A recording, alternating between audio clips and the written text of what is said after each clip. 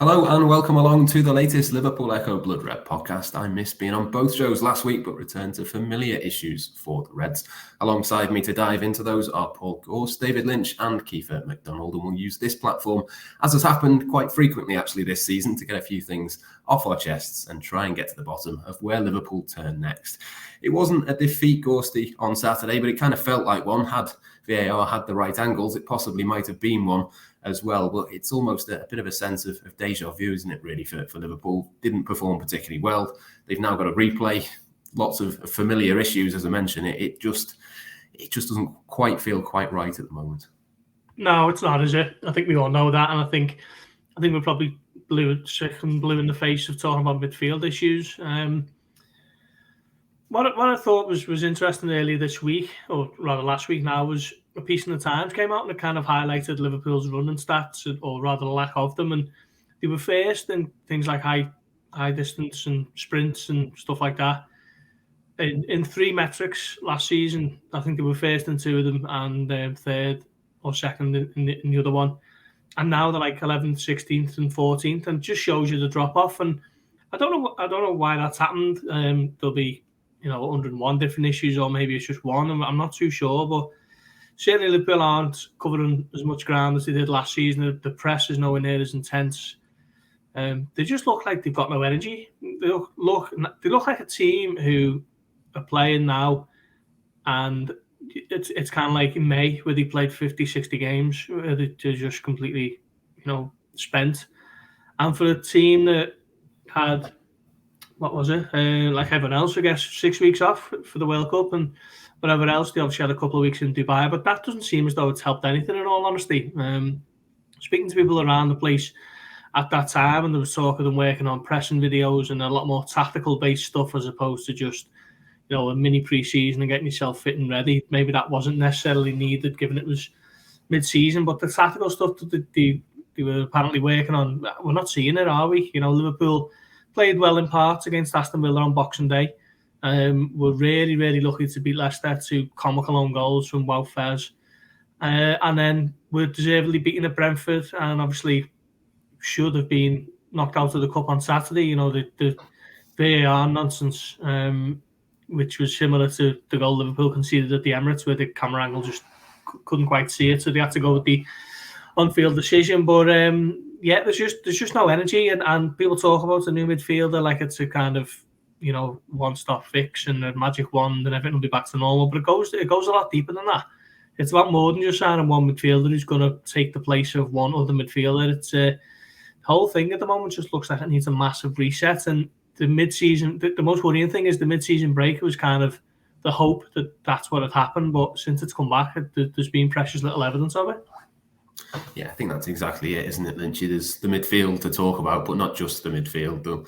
We'll come on to the defence shortly. The attack didn't particularly do a great deal. The goalkeeper made a huge mistake. There's lots of things kind of coming from one issue. It does start with the midfield, I think, but at this stage, I just don't know what new we can say about it. It's not going to change until the players change. If they don't sign anyone, it's going to stay the same. There's not really much more we can add to that, really.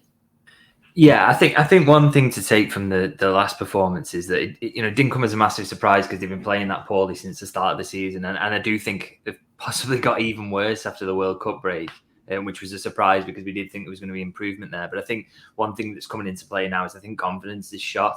Liverpool have been bad this season, but they haven't been quite as bad as they have been in the last couple of games or so. That they really are hitting sort of new lows now. And I do think confidence is starting to come into play, and that that's the reason that it feels like it's spiraling a little bit, and you can't really turn it around. So you do hope there's potential for it to just get at least slightly better. They're not going to be quite this bad until the end of the season. But I think one of the things that's coming into play, and obviously we spoke about the midfield at length previously, and as you say, I agree, it's probably is the root of all evils really at Liverpool at the moment in terms of it's having an effect on both sides of the ball.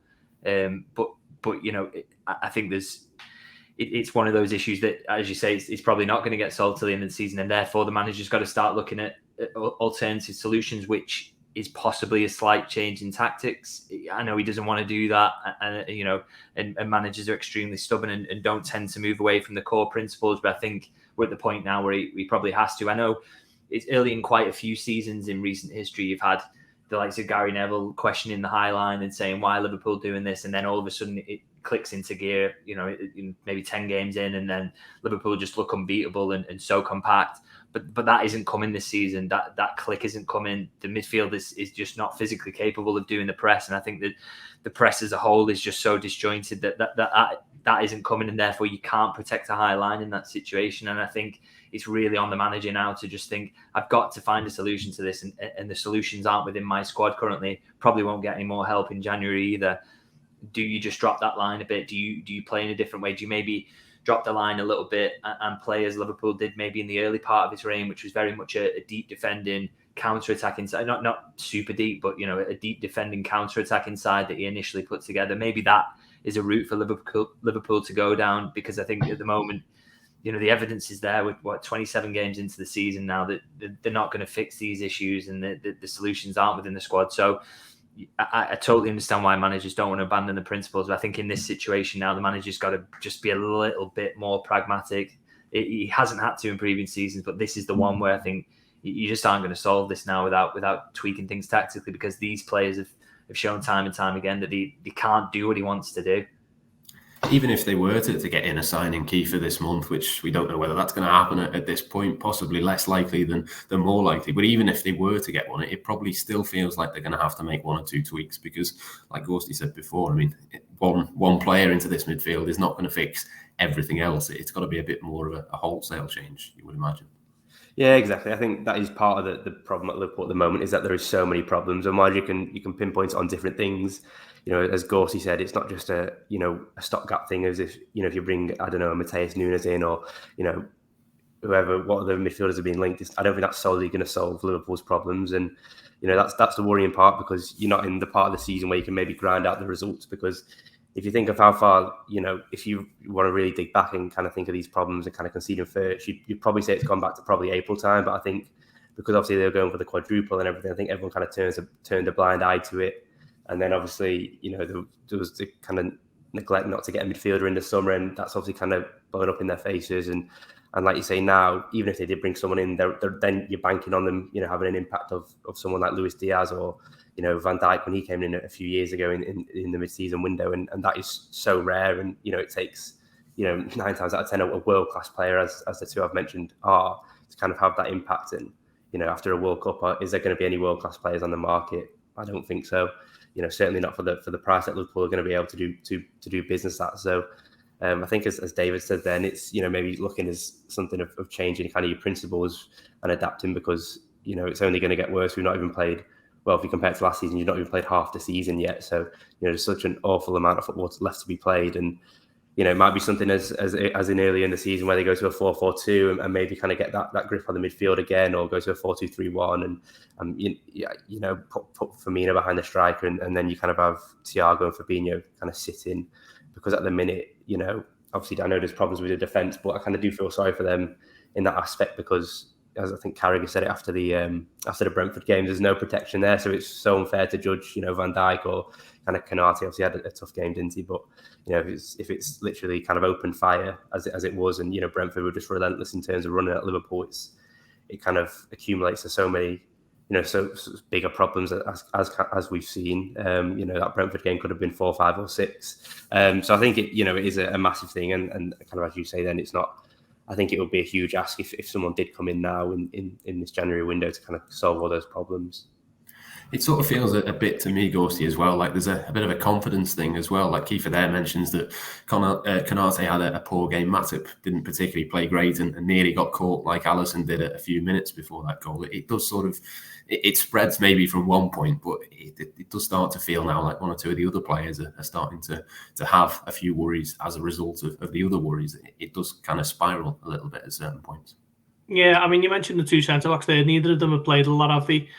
Obviously, Matip got injured at Arsenal in early October, and he's only just come back, from the restart. Konate, I think that might have been his 5th or 6th appearance of the season against Wolves. But Liverpool just, I mean, I don't really know how you'd rectify it, but results will improve inevitably when they stop conceding first. They've conceded first 14 times this season, and look at the way they've done it in some of the games. That goal at Leeds, which Liverpool eventually ended up losing the game at Anfield, didn't he? That was a horror moment from Joe Gomez. Addison with an absolute shocker the other day. They just teams aren't having to work hard to score against Liverpool, and that's something that, you know, certainly wasn't the case last season. Liverpool had the best defensive record in the Premier League, and along with Man City, you know, the best actually in Europe's top 5 leagues. So you were a bit of a mean outfit last season. When you finally got past Van Dijk and Canate or whoever it was, you'd find Alisson in superb form, and not having too much of a go at Alisson because he has generally been excellent, but that was a shocker from him the other night, wasn't it? But it all came from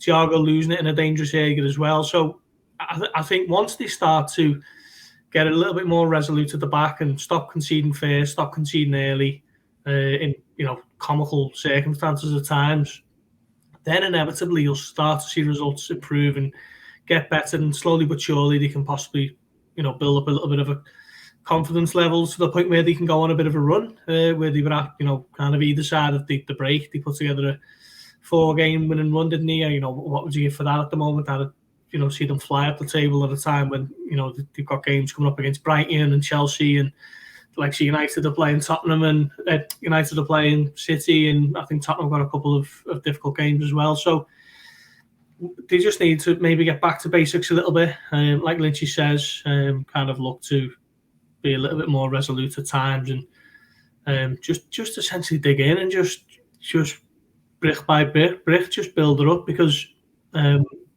we know that the confidence isn't there, and we know that they're not going to be they're not going to come out against Brighton on Saturday afternoon and be absolutely flying in the way that they were towards the tail end of last season.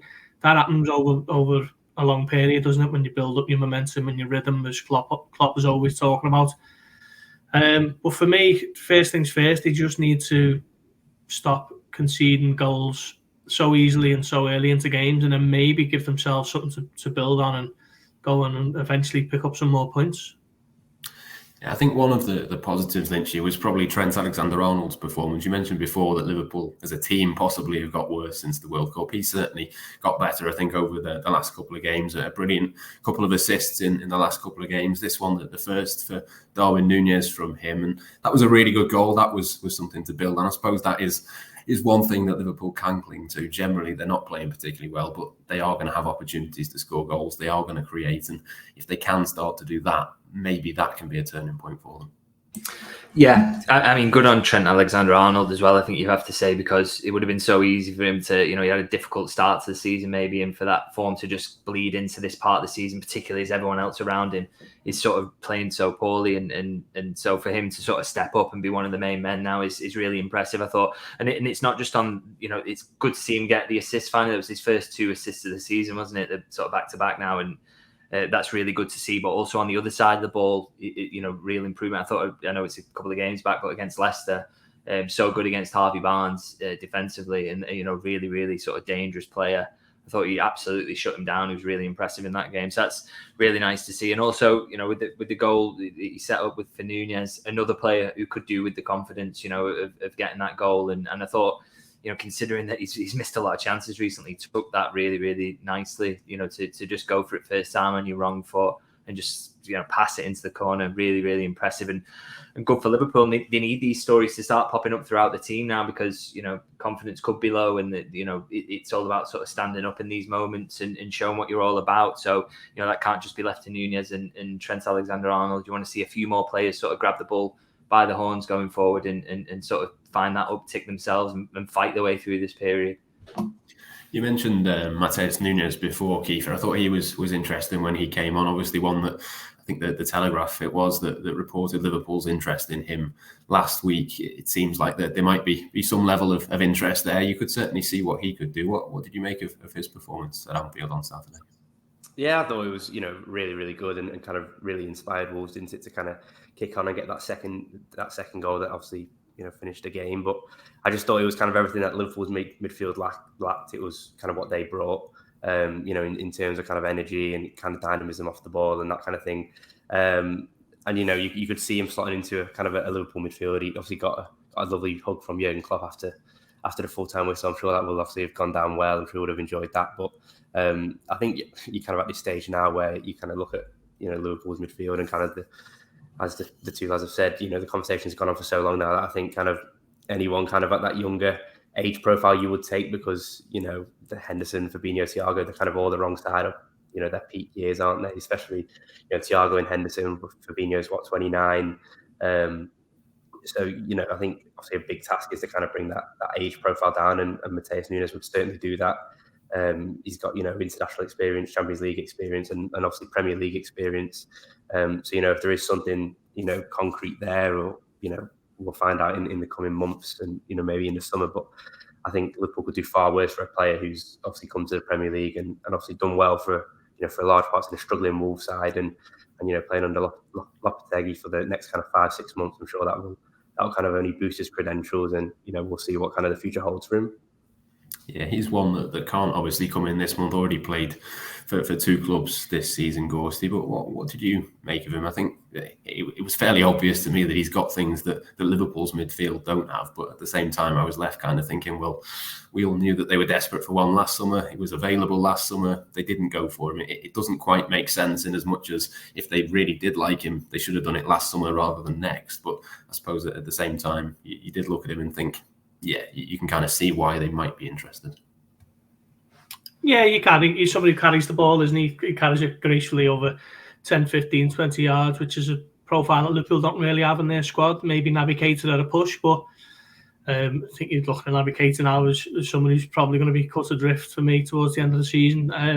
But yeah, no, I thought he was really good. I haven't seen too much of him. I don't think he's played 90 minutes too often for Wolves. I think he played against United, and that was his first 90 minutes since September.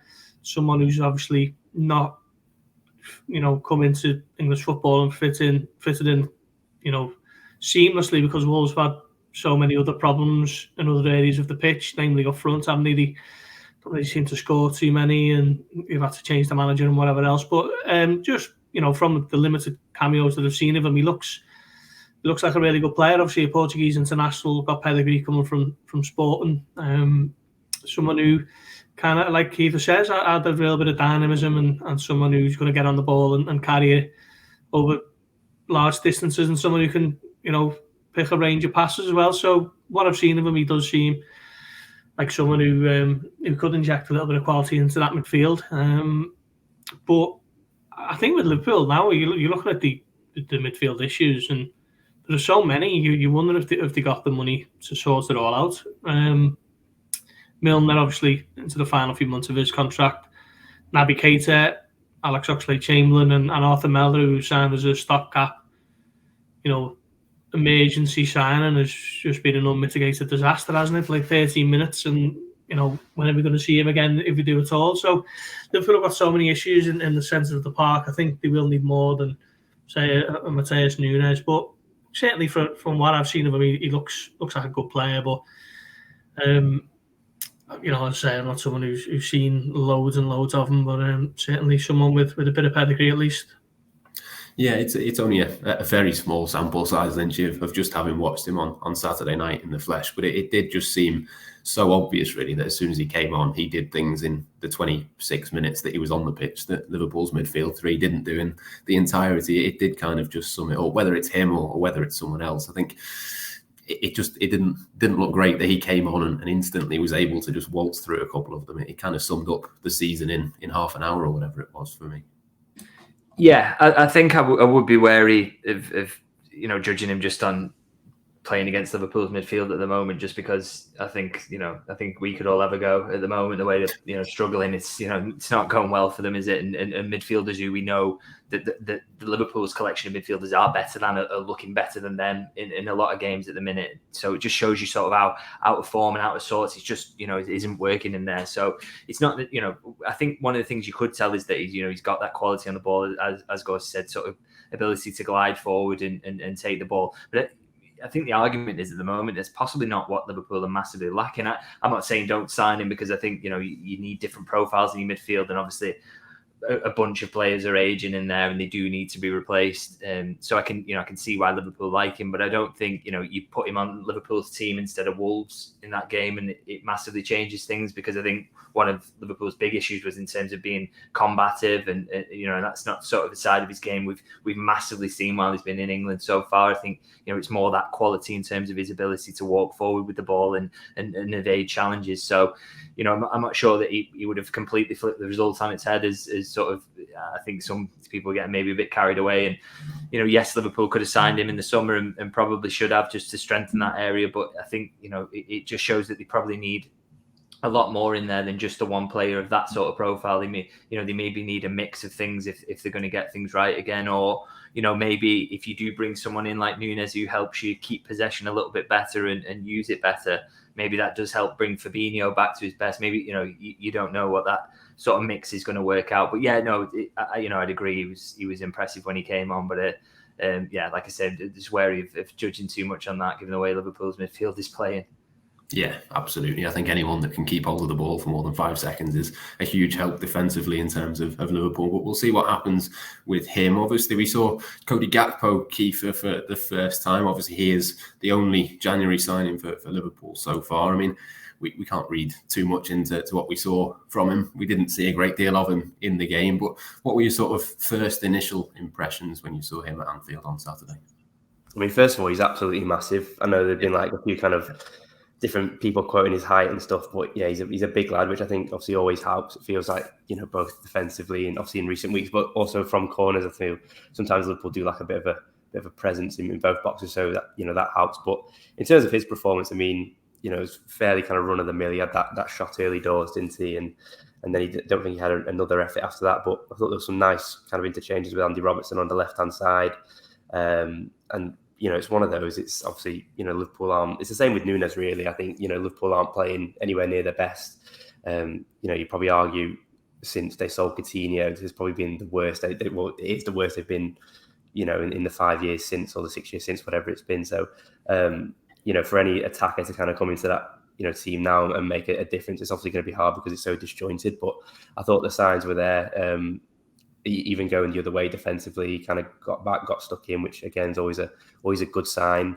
But I I'm a bit not wary, but I just kind of feel sorry for him in the sense that, like, obviously, if he is the only January signing, I do worry if that kind of burden is going to be on him. How many times we've seen with Klopp signings where they take 4, 5, 6 months to kind of settle in. See, happened with Oxlade-Chamberlain, happened with Fabinho.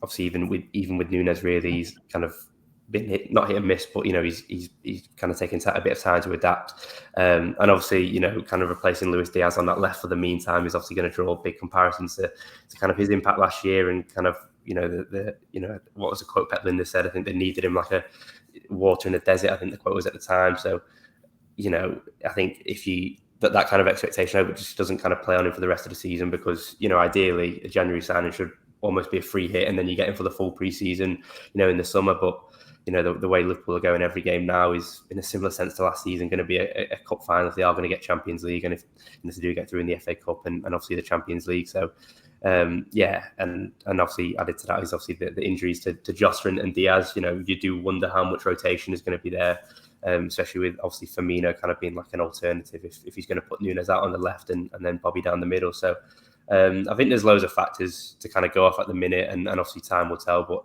I think initial signs are kind of promising. Like I say, he's got a good build and he looked tidy on the ball. And I think, like I say, the kind of link up play with Robertson, I think looked good, because even with Diaz, that's taken, I think, sometimes the best part of 8-9 months to kind of show that on a regular basis. So if he's kind of showing that within his first kind of 60-70 minutes in the Liverpool shirt, it's only gonna blossom further from there. Yeah, hopefully he can start to kick on and help Liverpool. But like you say, you don't want to put too much pressure on him, but there's not too much wiggle room really for Liverpool. Gorst, you mentioned before the month that they've got coming up, Brighton and Chelsea in the Premier League, the FA Cup replay, potentially Brighton again. It kind of feels a bit like a month that could shape the season and go either way, really. If they win those games, they're perfectly set up to go on and kick on. But if they don't win those games, suddenly you're starting to get a little bit more worried again. Yeah, I mean, it's been all doom and gloom, hasn't it, in the 25 minutes we've been recording so far. So maybe I'll try and bring a little bit of positivity and think that if Liverpool can recorded a couple of back-to-back victories in the Premier League over teams who are, around the same area as them, as Brighton away and Chelsea at home. Chelsea were really, really struggling out at the moment. Then the picture will look a lot rosier. I actually don't think top four is anywhere near the lost cause. I think Newcastle and Manchester United can certainly still be caught. Particularly Newcastle, I'm looking at it now thinking if teams look at them a little bit differently and approach their games a bit differently, then have they got the quality to break down packed defences or whatever else? I'm not too sure. That happened with them against Leeds, didn't it? Leeds defended well, got men behind the ball and got a 0-0 draw. And I suppose Newcastle's 0-0 draw at Arsenal was probably in the creditable department, but still, they haven't scored and haven't won in the last couple as well. So I think if Liverpool can put together a little bit of a run, then top four certainly not a lost cause, and then we can get to May, make sure Liverpool are in the Champions League next season and forget any of it ever happened and start again. But there's a long way to go until then. And like I say, I just think Liverpool at the moment just need to focus first and foremost on cutting out the silly errors that lead to goals.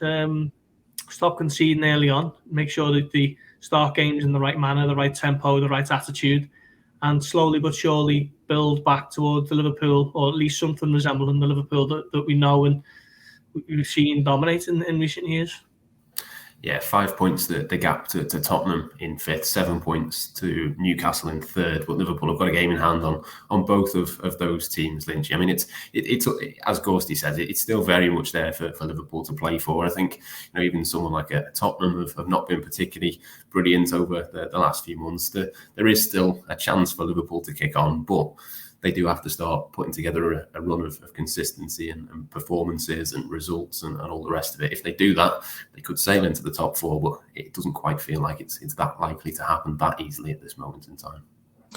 Yeah, I suppose that's the thing, is that, as bad as we say Liverpool have been, that, Chelsea have been worse, and then you look up above and even Manchester United, who are getting a lot of praise at the moment, haven't been much better in terms of collecting points. So it just shows you're just getting a little run and all of a sudden your position looks a lot better.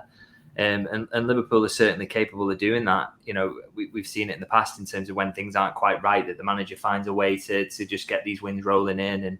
And it really doesn't take much. It just, as Gorsty put it, really, if you get back-to-back wins in the next two in the Premier League, all of a sudden things look so much better. And all of a sudden you think, well, Liverpool, with the quality they've got and the experience they've got in these top four chases, would be able to do it. The one thing I think has to happen for that to come together really is the changes I mentioned earlier, in terms of, I think, Liverpool, I don't want to see Liverpool go to Brighton at the weekend and try and be the dominant team and try and be what they've been in the past, and aggressive and pressing and trying to pen Brighton in, because it's just not going to happen.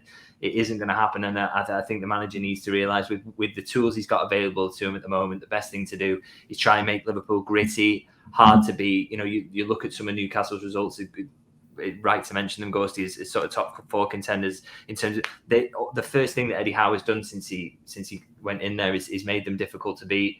The true test for them is, can they be dominant on the other side of the ball? That's going to be difficult for them. But as a starting point, being difficult to beat is a really, really good start. And I think for Liverpool, if you go to Brighton and try and be the dominant side, they're going to get absolutely ripped to pieces. Brighton will invite the press on, pass around it, because they've got the quality to do that and the bravery to do it. And they could hit Liverpool for all sorts. So I think what Liverpool need to do in these next couple of games is just make themselves gritty and awful and difficult to beat. And if you do that as a starting point, the results will start to turn, and then confidence grows. And who knows? Then it's really not that far to sort of seal a top four spot. But I just want to see changes, I think, in the short term in terms of how they approach games, because otherwise, then I think top four. I think you've got a couple more defeats coming up, and then top four really does look like a pipe dream from there. Yeah, that's the thing, isn't it? I suppose to get into the top four, you don't have to be in the same form that they have been to win the league. You can afford a couple of slips up, as long as, generally speaking, you're doing okay. But just to finish up then, Keifer, obviously the Wolves replay that we talked about at the start, that's this month as well. Is the top four the overwhelming priority, or would you be putting out a slightly stronger side, possibly, or not stronger than what they played on Saturday, but a strong enough side to make that a priority to get through in the Cup as well? There's a bit of a balance to make, but which way would you go with it? I think the top four is obviously, Klopp's said it in recent weeks. It's kind of not the be all and end all, but it's so important. And I know Gorsty's obviously written a few pieces, kind of just saying that the kind of effect that could have if Liverpool kind of do miss out this season. In terms of finances, I think they got close to 70, 80 million for their run in the Champions League last season. So if you're going to take that away from a club who kind of operate in the way that Liverpool do, it's obviously, as well as an attractive kind of proposition, it's always going to have a behind the scenes finance knock on effect, which, as I say, is not going to be great. But I think the thing at the minute is obviously there isn't too many fixtures, obviously, given that the World Cup's just finished and a lot of I think Liverpool only had 7 players go. So I think in that case is that you kind of still playing players into form. So I think you can probably get away with playing 2 games a week at this rate, strong sides. And I don't think that's why the team on Saturday didn't come as much as a shock to myself, because it's, the players needed to be played into form. So I think at the minute, certainly for the early rounds, you'll probably get away with it. I think it's kind of once you get into kind of the backstage of February and kind of the second legs of the Champions League are on the horizon and kind of the Premier League kind of starts to get to like 2 or 3 games a week. I think that's when obviously you'll look to make changes. But I think for now is, regardless of that, I think the top four is, it's got to be Liverpool's bread and butter between now and the end of the season. I think given everything that's happened, I think if, people wouldn't like to hear it, but if Liverpool do get top four, I think it's a successful season. And, the way that football's changed in recent years, it's almost now more valuable than winning the FA Cup or, certainly winning the League Cup. So I think that's what Liverpool have got to go for between now and the end of the season. So I would be, putting all my eggs in that basket. Yeah, absolutely. Got to be the priority for me as well for the rest of this season. Plenty for Liverpool to think about this month and beyond, that is for sure. We'll keep talking through things on here, and hopefully the Reds' results will pick up over the next few months. If there's any movement in the transfer market as well, we'll keep you updated right here on bloodredliverpool.com and the Liverpool Echo. For now, though, we shall leave it there. Thank you very much for watching and for listening, and we'll catch you later in the week.